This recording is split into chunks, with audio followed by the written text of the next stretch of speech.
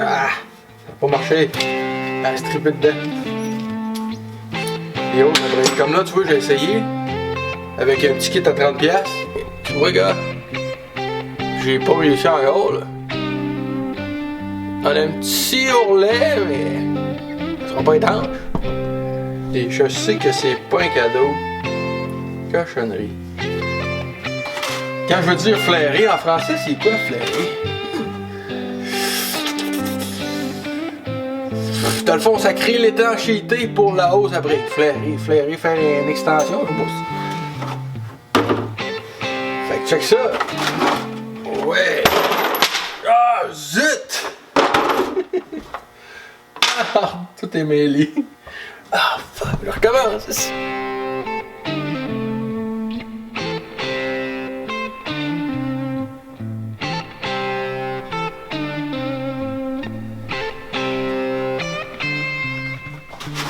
Prise de... Je l'ai fermé. Un petit kit universel, ok, hydraulique pour faire du flaring. Lui, c'est Universal Flaring Kit Tool. Il est fait par Master Cool. Il y a aussi Mac Tool, il y a aussi Eastwood, il y a plein de compagnies qui le font. Puis moi, ça fait pas longtemps que je connais ça, cet outil-là. Puis je me suis dit, je dois pas être le seul. Fait que j'ai décidé d'en parler parce que ça change le monde pour vrai. C'est quelque chose. C'est pas mal plus facile, pas mal plus constant. Chaque fois que tu fais une réparation, un flaring, c'est constant. C'est sûr qu'il va tout être pareil. Tu forces pas, c'est hydraulique, c'est les freins quand même, faut que ça soit étanche, là, va pas prendre de chance. Étant pas mécano, nous autres, on n'utilise pas ça souvent, mais ça sauve bien du trouble. Bon, ok, comment ça marche? Si on a un bout de hausse à brique, ok? Peu importe la longueur que tu as, faut que tu y fasses un flair au bout. Moi, ce que je vais faire, c'est un double flair. Pour l'instant, j'ai rien qu'une hausse 316, fait que la hausse 316, c'est elle. J'utilise les dagues qui servent justement à la serrer ensemble, pour pas qu'elle bouge, pour l'immobiliser dans le fond, tout simplement. Je rentre mes deux dagues de chaque côté, puis je la mets égale, faut que je la mette égale au-dessus. Fait que je la rentre bien égale, puis je la rentre à l'intérieur. Un coup qu'elle rentre à l'intérieur, ce que je fais, c'est qu'on va la sécuriser en place, pour être sûr qu'elle n'ait pas envie de bouger. Tu vois, là c'est sûr que c'est fort, là. Ça n'aura pas envie d'échapper, là, tu sais. Sinon, ce qui arrive, c'est qu'avec l'autre, t'es pas capable de serrer ça aussi fort que ça. Après ça, s'il rentre le mandrin, on a un petit mandrin ici qui sert à faire la première bosse, dans le fond, le premier flaring. Ça, ben, tu l'avances tranquillement à sa place. Tu le rentres à l'intérieur comme ça.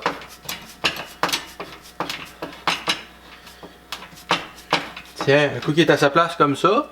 Là, okay. Là, je suis en train de l'effoirer tranquillement à sa place. Jusqu'à ce que ça arrête d'avancer, gars. Hop, là, je suis à côté. Fait que je sais que ma première bosse est faite. Dans le fond, mon premier flair. Après ça, genre, je fais ouvrir la valve. Puis ça ressort tout seul, gars. Tiens. Puis là, j'en dévisse tout ça. Puis là, c'est là qu'il faut changer l'embout. Pour finir la job, dans le fond. Là, je vais y mettre l'embout conique, l'embout en pointu. Ça, c'est la deuxième étape pour faire un double flair. Et après ça, je m'en vais l'accoter au centre, comme ça. Puis j'utilise encore le principe hydraulique en fermant ma valve. Et là, hop, je serre ça là. Puis là, je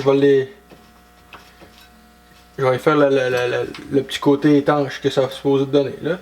L'angle exact que ça prend. Hey, tu vois comment j'ai pas forcé? Voilà ça.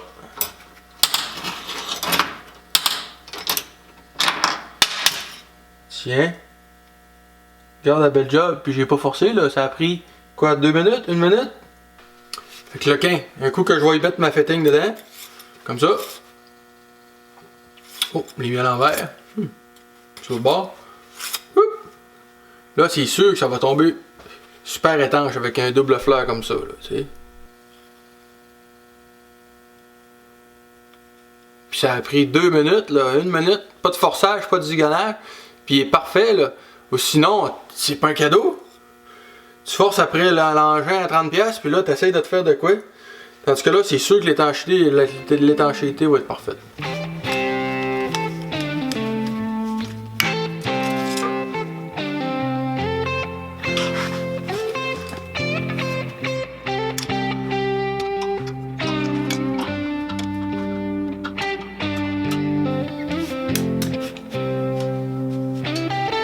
ça, les belles paires de pinces. Ça, c'est une paire de pinces, ok, qui est faite pour plier la hausse. Il y a deux grandeurs que tu peux utiliser avec ça, c'est la 3/16 puis un quart. Puis ça permet de prendre ta hausse puis de la plier sans la briser parce qu'il y a des grooves dedans, gars. Fait que ça. Hey, regarde ça. Une belle hausse à briques, ça. On dirait de l'or. Les gars, fait le tour du diff. C'est le fun quand c'est bien fait. J'aime ça faire ça. Juste faire la petite hausse là. Je pense que ça va prendre une heure. Mais ça va faire beau.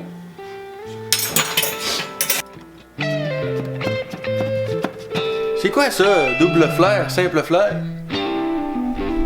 Pourquoi c'est mieux flairer en double flairing, puis simple flairing? Ok, premièrement, la manière que c'est fait à l'intérieur, là, mettons il y a les filets, ok, à l'intérieur c'est comme ça, puis il y a des filets de même. Là on est dans le cylindre à briques. Après ça, notre flairing, nous autres, il va être ici. Double flairing. Comme ça. Avec la fitting ici. Ok. Ça, c'est la fitting. Puis le tube, lui, il va continuer là.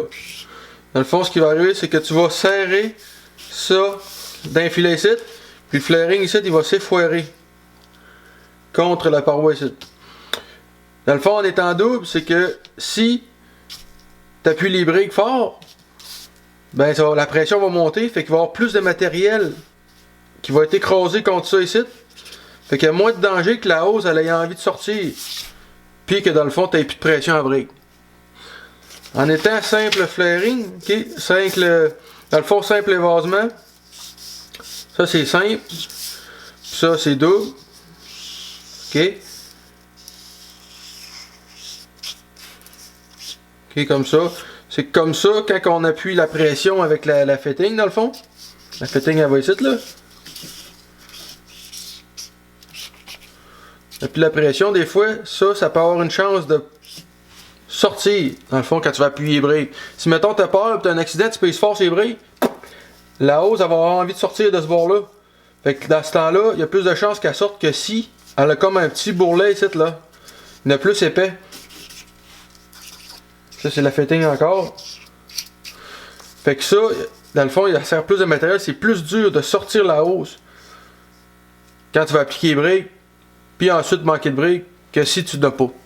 C'est pour ça que c'est préférable de mettre double flair. Je suis pas super bon en dessin, mais c'est ça.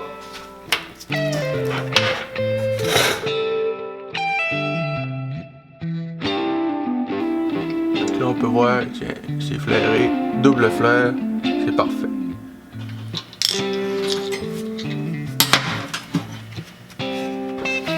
Et voilà, hey, c'est ça qui conclut mon vidéo.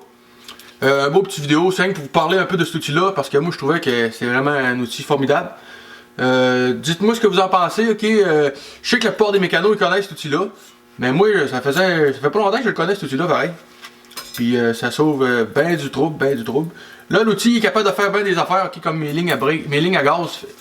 Ça fait comme un embout pour être capable de connecter ta ligne en rubber dedans. Ça fait les fittings aussi pour tout ce qui est GM Fuel Line Forming, dans le fond les lignes de Chevrolet. Il doit y avoir plusieurs lignes qui est faites comme ça. Les grosseurs, ça va de 3,16 jusqu'à 3,8 quand même de hausse, c'est quand même gros. Il y a différents modèles, hey, je vais vous mettre des liens en bas. Eastwood, il en vend un kit aussi. Puis eBay, Amazon, tout ça, il en vendent. C'est assez cher pour vrai, aux alentours de. Tu peux en avoir tous les prix là.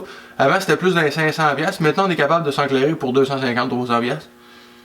Mais ça sauve bien du trouble pour vrai. Fait que c'est ça, hey, dites-moi ce que vous en pensez.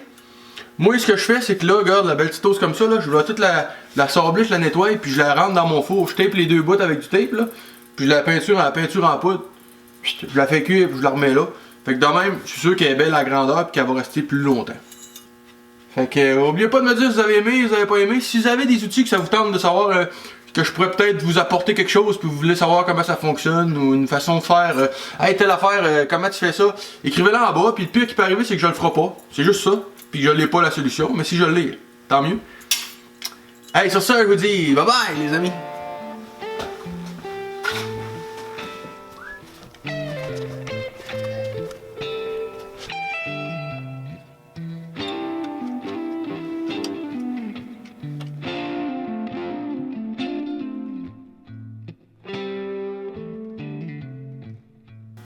C'est pourquoi ils appellent ça une fitting? Non, hein? Parce que quand tu l'échappes, elle fait ting! Pour ça, tu as entendu? Ting! Bien, ça va pas tout drôle là.